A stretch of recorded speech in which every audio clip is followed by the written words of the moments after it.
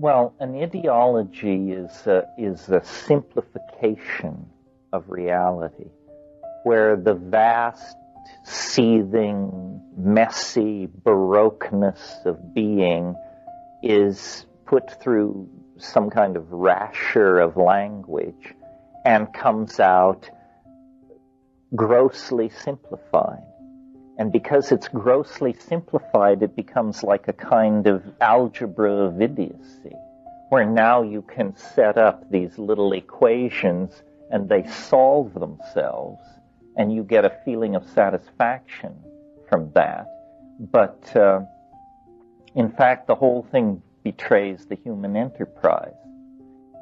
Ideals and ideology are not quite the same thing. Ideals are simple and don't knit themselves into vast intellectual structures. I think ideals are very close to our emotions. They're things that spring from the heart, and their boundaries are not well defined, and the implications are not clear. But if I profess an ideology, the next step is always deceptively clear. So I think ideologies flatten complexity. You know, people don't like paradox. I'm not sure why this is. I think it's a quality of print culture. People want closure.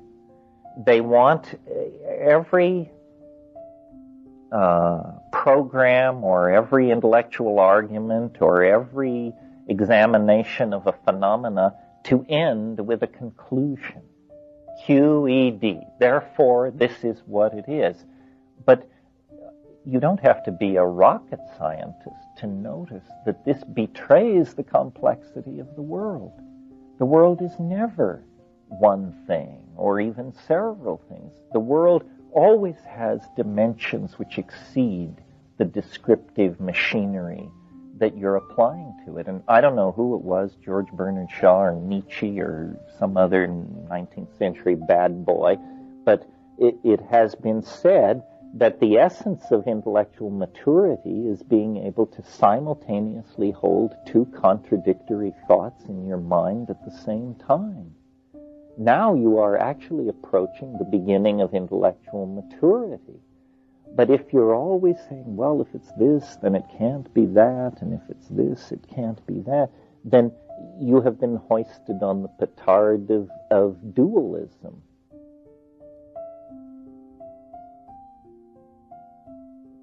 And what really we are given is a seamless continuum of phenomena that we are asked to not to understand. That's preposterous. Why should talking monkeys understand reality? But to feel. We can feel. We have an extremely complex body and nervous system and perceptual apparatus which ushers us into feeling. So you have not mastered a situation when you understand it. When you understand the situation, you are probably on the road to catastrophe. When you feel the situation, you are probably moving into a good position then to act in that situation.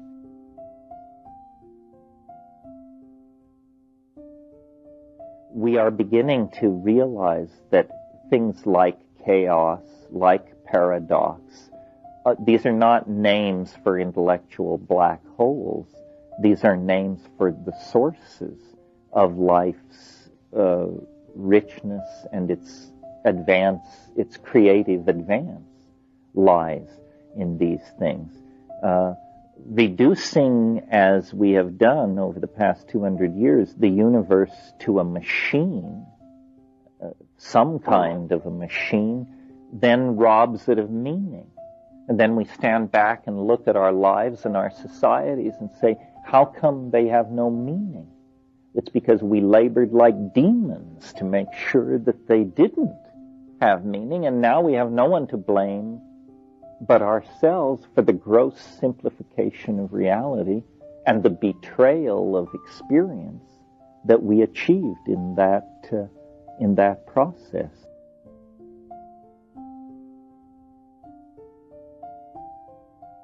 The primary datum of experience is feeling. And then out of that comes a logical reframing of experience.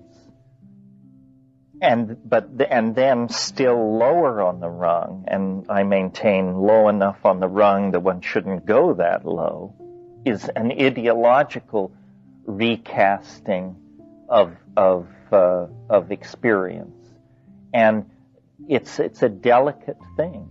I'm not offering a simple answer here. It requires constant fine-tuning and intelligence. We need to be alert to ideology. It's constantly seducing us.